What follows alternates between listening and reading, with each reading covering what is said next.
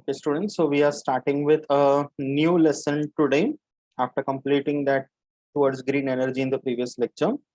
Okay, now the next one that we are going to begin is a topic which is based on a very interesting branch of biology, that is something called microbiology. Okay, in the ninth standard, if you remember, you had a lesson called useful and harmful microbes. Yes. You had learned that. So there were some very interesting names you have learned in ninth standard. You remember them? Yes. So same way here in the 10th standard, now you have a subject or a lesson which is called Introduction to Microbiology. Okay. So since you already know there is a world of microorganisms, so microbiology is a very emerging field of biology and which has got a large number of applications. So in this lesson, in the 10th standard, we are going to learn about the various applications or the various different fields in which microorganisms are found to be useful. Okay, so let us take a look at this topic one by one. Okay, is my screen visible?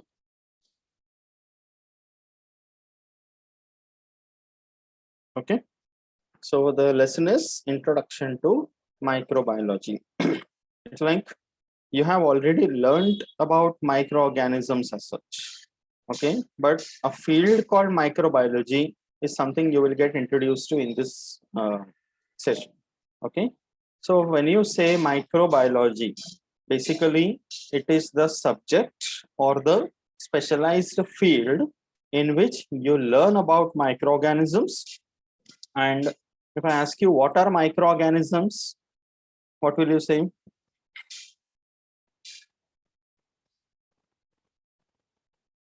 Are they living organisms? Yes. Yes. Yes. So why they are called as microorganisms? Because they are not seen by our naked eyes. Correct. They cannot be seen by the naked eyes. They are very small and tiny ones. So you need to visualize them through a Microscope. Microscope. Only with a microscope you will be able to see them. So it's like, you know very well, the microscope was invented some few centuries back, and then people started observing things under the microscope. New cells were discovered, right? The many microscopic organisms were discovered, and then it came to be known that there is a totally different world out there. It's a microscopic world. So slowly and slowly, by the work by many different experts, it came to be known that there are separate living creatures. Okay, all microorganisms are unicellular, and they are one cell makes up the whole organism, but they are minute ones and they have their own significance. So people started learning. Now, when you learn about microorganisms associated with this, you learn about diseases. We know very well that most of the diseases caused in humans, plants, and animals are associated with microorganisms. We use a common word called infection. So when we say that we are infected, that means a microorganism has entered us. Okay, but it doesn't mean that all microorganisms are harmful ones. There are microorganisms which are useful for us. Any one example? Lactobacillus. The most common one, that is lactobacillus. That's a microorganism which is useful in our kitchens. That's the reason you get curd from milk. Okay, so in this lesson, we are going to see all such examples where microorganisms have been employed or they're used for various industrial products and for such products which are useful in our daily life in various ways. Okay, be on the screen, everyone. Harsha is here, Abhiram is here. Okay, so when you say microorganisms, which are the different categories of microorganisms? The most common ones are the groups I'm asking. Yes, Sundar? Which group of, sorry? Yes, there are microorganisms which are fungi. First one I will say, if I write B, it means which group? Bacteria. Bacteria, correct. Then Sundar said what? Fungi. Fungi. Fungi. Okay. What else comes under microorganisms? What about this? Algae. Algae, not all of them are microorganisms. Protozoa. Protista. Protista can be called as microorganisms, but under that, all algae are not included. Okay, but here this P stands for Protoplasm. Protozoa. protozoa. Yes. Protozoans are algae. Amoeba, paramecium, and amoeba and all, they are protozoans.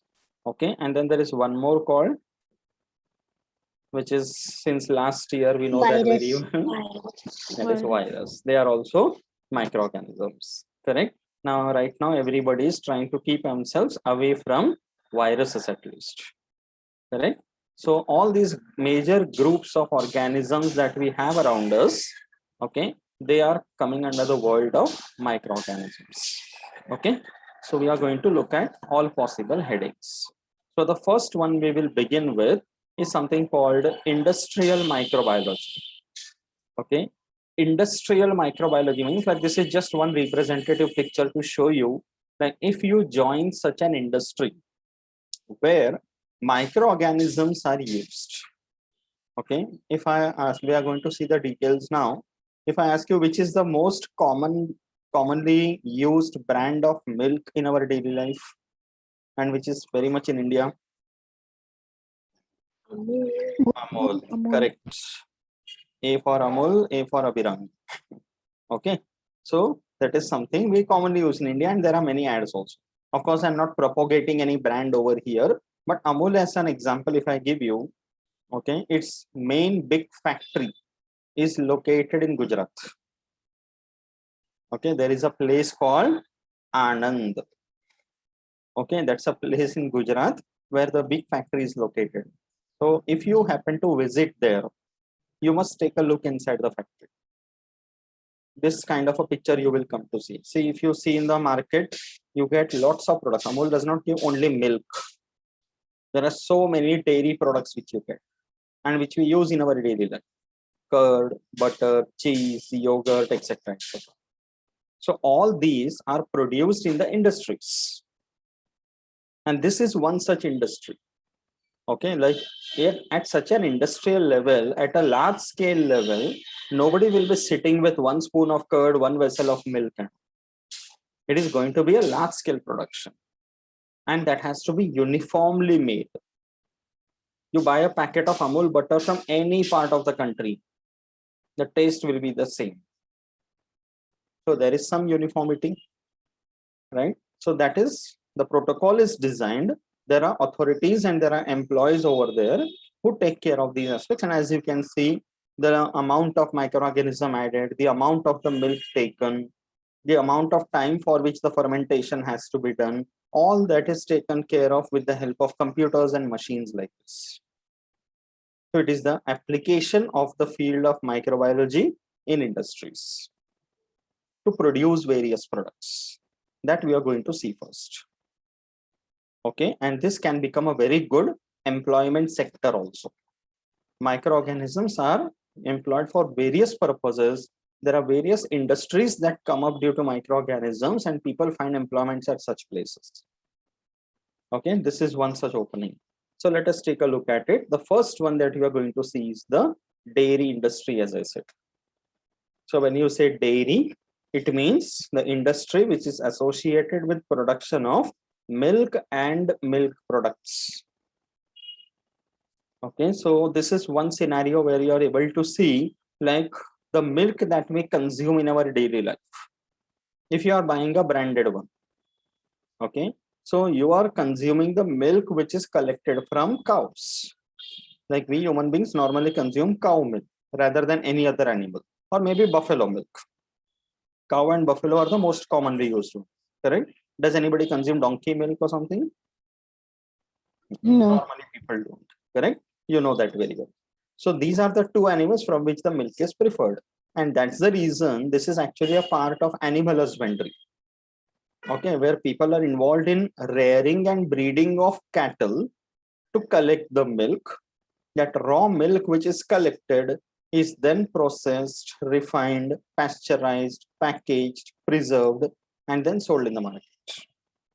There are lots of steps involved, so that the milk that reaches you is the one which is consumed directly. Like you do the boiling and all, but if you see any milk packet, there is an expiry date written on it. That means what? The time when it was collected from the cow till the time it was packaged, transported, reach the market, reaching the consumer, and then you're consuming it. So that time gap is the one which is decided, because there is some processing that is done. And then some other quantity of milk is also used to produce various other products. So you have curd, cheese, butter, see the quantity. It's all done by machines. People are there only to regulate it. And here, because there are microorganisms involved, so there is a particular protocol and a code to be followed. You can see the person is wearing a mask, gloves, proper coat, and also that any kind of other contamination must not happen, especially when it is a food processing industry. Okay, all these processes are followed, and accordingly the dairy industry works. Okay, so in the dairy industry, the most commonly used microorganism is lactobacillus. Lactobacillus is the bacteria which is used. There are different species of lactobacillus. According to the product to be manufactured, that respective species is used. And sometimes even yeast is also used. So at your home, in your plate, you get your desired products. Okay, so here, as you can see, the bacteria in the milk itself is used for various products. Now, this is not a bacteria, lactobacillus, which you are producing artificially or collecting from somewhere else. Lactobacillus is something you get naturally in milk. That's why the name itself is lactobacillus. Lacto means milk, correct?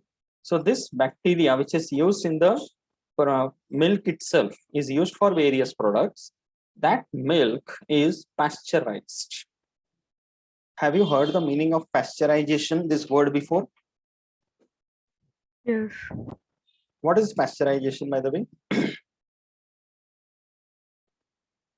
And why it is called as pasteurization?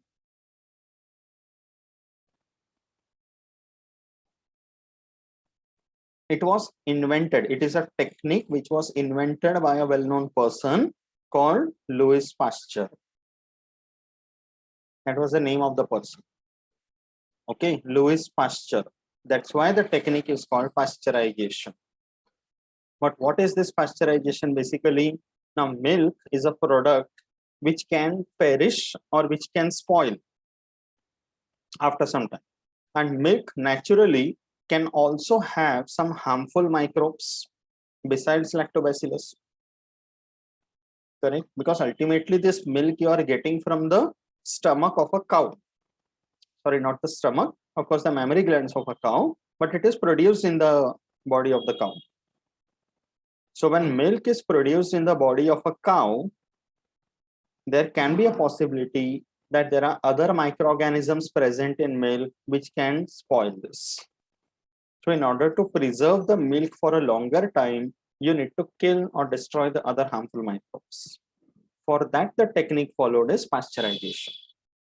Pasteurization simply means the microorganisms are very sensitive to temperature around the place where they are surviving. So if you are giving suddenly different temperature to the microorganism, they get destroyed. Okay, normally at home, tell me, how do you store milk? In refrigerator. Refrigerator. Fridge में रख देते हैं. If other thing, what you do? Once you take it out from the refrigerator, before you consume it, boil it. Warm. You boil it, correct? When you boil the milk, okay, after it boils, you put off the gas. You take the vessel. Do you keep it in the fridge directly? No. That will spoil it, correct? At home level, if you do. But pasteurization follows something like that. HTST, high temperature short time method. You boil it and you suddenly cool it. microorganisms are destroyed. Okay, that is the technique. After that is done, then that milk is fermented with lactobacilli. Okay, the fermentation, that is nothing but anaerobic respiration. If you remember life process 1, correct? Anaerobic respiration will take place, and when it is milk, so what is the product obtained? Will it be ethanol or will it be lactic acid? Lactic acid. It has to be lactic acid. Otherwise, if you imagine, fermentation will happen in the milk and you will start getting alcohol. Okay, so when you consume milk, if you consume alcohol, you know what will happen next. Normally, thankfully, that doesn't happen. Correct? So fermentation with lactobacillus will take place in order to produce the lactic acid, and milk naturally contains a sugar which is called lactose. That lactose sugar in the milk is then converted to lactic acid. The lactose sugar is the one which is fermented. You get lactic acid, because of which the coagulation of the milk proteins will take place. दूध उबालने के बाद दूध के पतीले पे you can see वो ऊपर का मलाई आ जाता है, जमा हो जाता है. You know that sometimes you like to eat it as it is. दूध का मलाई खाते है ना, अभिराम के मुंह में पानी आ गया. Very good. So coagulation of the milk proteins will take place. Correct? That milk protein coagulation is that malai which you get. And that happens because of lactic acid. Okay. So what happens after that? The compounds with a corresponding taste and a flavor is also formed, because of which you get that curd. And you all know the characteristic taste of the curd. That is because of this fermentation, due to which lactic acid is produced. Are the steps clear? Okay, the importance of lactobacillus in milk fermentation. Okay, so stepwise, if you learn, it will be easy for you to understand. Okay, then there is something called yogurt. You know that? Correct? There is a slight difference between curd and yogurt. Actually, yogurt is more creamy. That's why, as you can see, you can have it along with fruits and all. Okay, so when you say yogurt, it is condensed milk powder. You know very well, in the market you also get milk powder, right? Milk powder can also be mixed with water and then made into milk. So people who are into remote areas and all, or military people, when they don't get proper milk and all, they prefer to carry this kind of milk powders, so that can be stored for a longer time and used easily.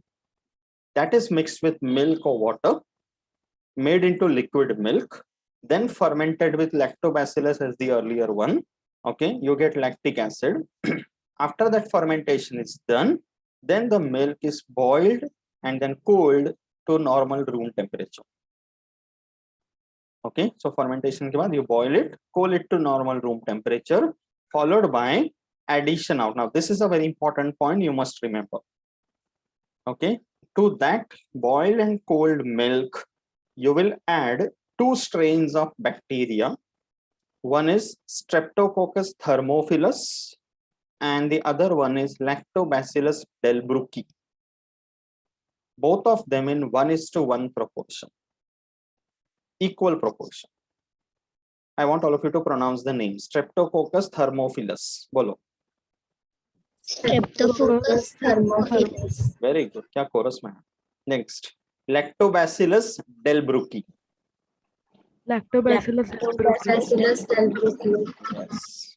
Okay. Now these names you have to remember correctly with the right spellings. Please make sure in the exam do not invent any new microorganism. Getting it? Write the same spellings and use the correct microorganism for the correct product. Okay, because इस lesson में बहुत सारे ऐसे नाम आएंगे. Okay, इधर उधर microorganism कर देंगे तो all products will be mixed and you will get something different which are not economical. Okay, so you have to be very careful with that. So ये दोनों bacteria के strains डालते हैं 1:1. Lactic acid will make the proteins to come out in the form of a gel because of especially these 2 bacteria. Okay, like एकदम ऐसे gel जैसा consistency होगा, thick one. And then what will happen because of that?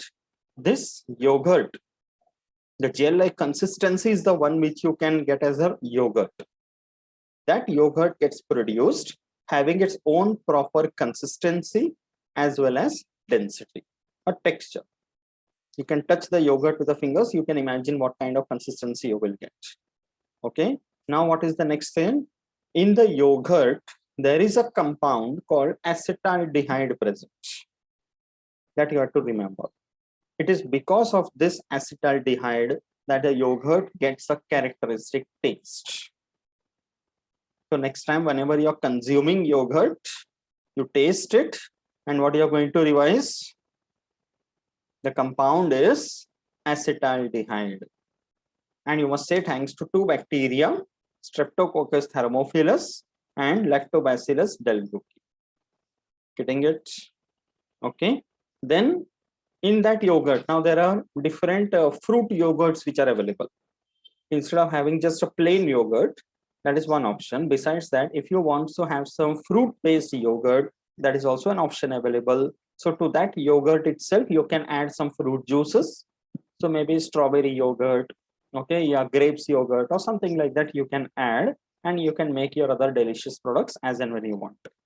Different flavors can then be added to it. Yogurt ka step समझा अच्छी तरह से?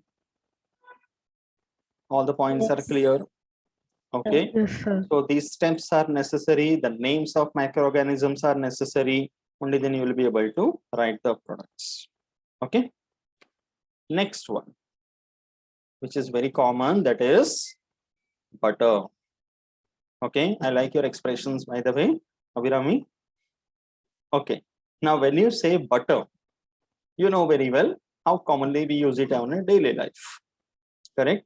गर्मा गर्म पराठे बना रहे हैं तो ऊपर मक्खन डाल दिए. Imagine having pav bhaji, having butter on it. Correct? Yes, Harsha is happy now. So there are two types of butter which are found.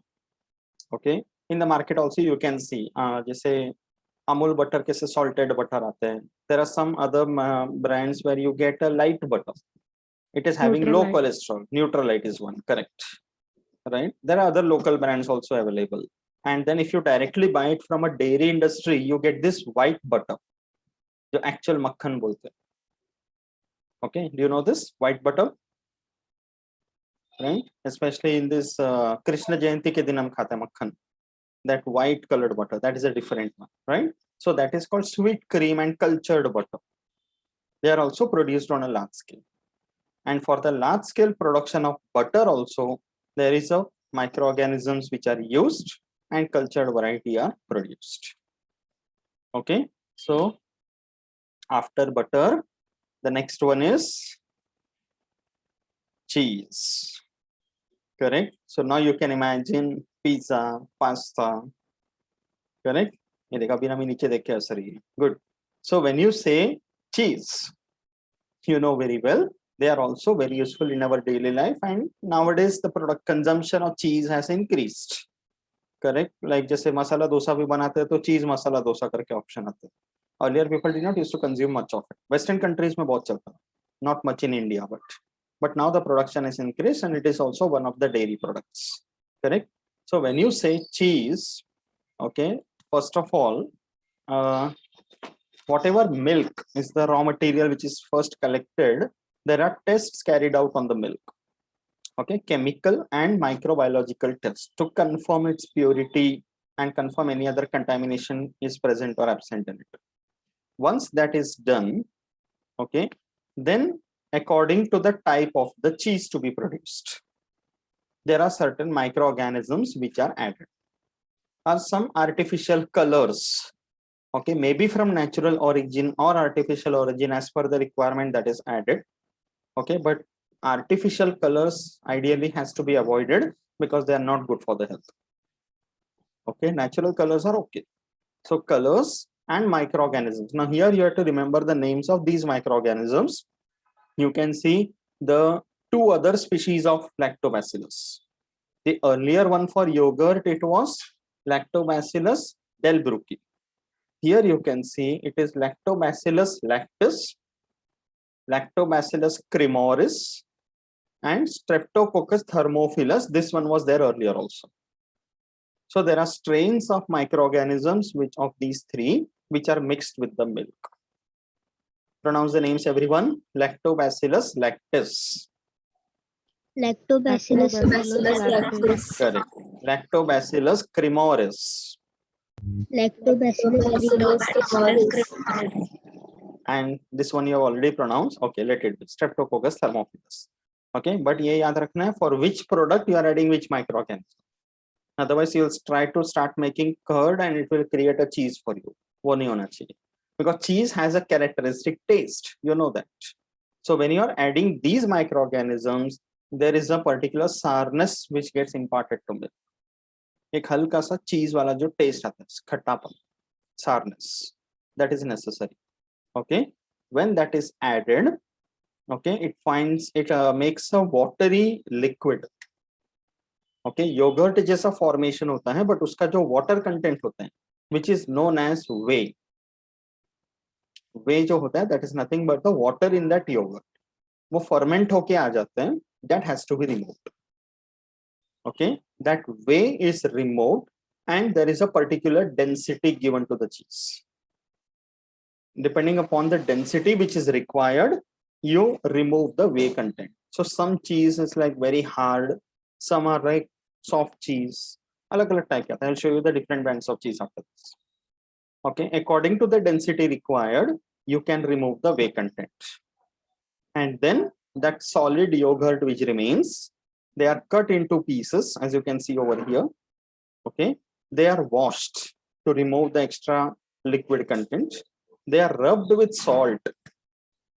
Okay, and other microorganisms, pigments or flavors, whatever is required, you can add to that. They are optional ones. Okay, but this kind of pieces are then prepared. And then that cheese which is produced is cut into pieces. They are stored. So after some time, they undergo something called ripening, because of which the cheese gets that characteristic taste. And then according to the way it has to be packed, that is packed and then transported to the market. So you get big pieces of cheese, okay, or you can get cheese spread mil jate hain, cheese slice aata hai, correct? Grated cheese is available. According to the requirement, they are available in different ways and they find their way into the market. But the process of production of cheese is explained. You have to know this process and the names of the microorganisms. That's the reason I am showing you like a flow chart, so it will become easy for you to remember also. Getting it? समझ में आ रहा है अच्छे से, everyone? Yes, sir. Okay. So now talking about the different brands of cheese. Acha, one more thing. Sometimes when cheese production takes place, there is one enzyme also which is added.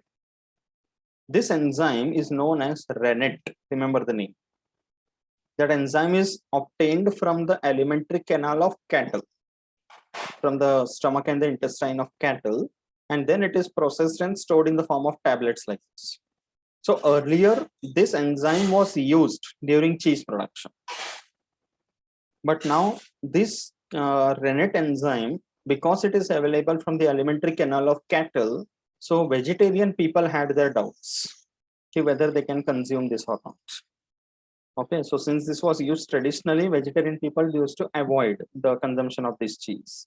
So later on, there was a modification done after the requirement was understood. So there is an enzyme called protease, which is obtained from fungi, which carries out the similar function. This enzyme is used for industrial production of cheese, and then that cheese is considered to be a vegetarian one.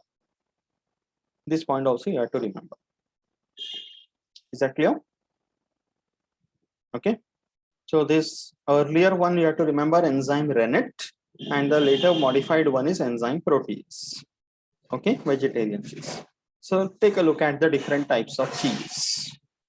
Okay, this is called as cottage cheese. Okay, cottage cheese is similar to paneer. You know that, correct? Yes. Abhiram is going to tell her parents today. Aaj rakho to cheese paneer banai do. You know? This is cream cheese.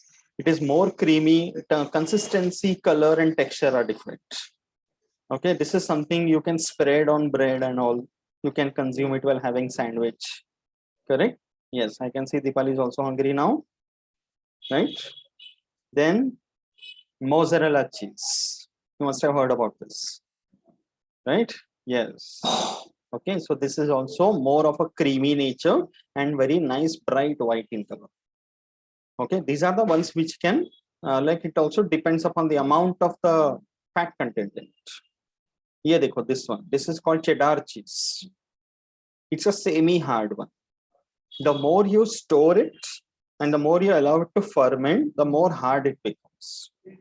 Now, cheddar cheese is something very hard cheese. In India, we generally don't consume this much. See, the diet that anybody consumes also depends upon the climatic condition. In India, more often it is a hot and a tropical climate. So in such a hot climate, we are not used to digesting such heavy products. So that's why we prefer to have cheese which are lighter. Mozzarella, cream cheese is okay with us, according to our situation. But in the Western countries, the climate is generally very cold. So they can afford to have hard cheese. That's why if you go to any Western country and have pizza over there, it will be much different from what you have over here. And that will be very difficult for you to digest. That's why people over there, consumption of wine and beer is very common over there. Correct. So along with these products made of cheese like pizza and all, they consume that alcoholic beverage also. And they can afford to digest it. So this is one of them. Cheddar cheese semi-hard. Imagine a cheese which is harder than this. This is called Parmesan cheese. This is very hard cheese. The more harder it is, the more difficult it will be to digest. So if you store it for 3 to 12 months and allow it to ferment, it is cheddar cheese. If you allow it to store for longer time, very hard, then it is Parmesan cheese. Otherwise, at our country level, normally we prefer to have this cottage cheese, cream cheese, and mozzarella cheese. The taste, every cheese is good. You know the taste. Correct? Sometimes you get those small cheese cubes also. Okay. Suddenly, when nobody is watching, you will go into the kitchen, pick up a cube, you will have it. Right? Abhirami understood that. Right? So, all these are the different types of cheese which you get. And every time you're going to understand which are the microorganisms because of whom you are able to get this cheese. Understood this? Okay. Yes. Any doubt? All the three dairy products are clear. Okay. So here in this part, mainly the dairy industry, what are the things that we have seen? We have seen curd, yogurt, butter, and cheese. How microorganisms are useful for producing all these products. Okay.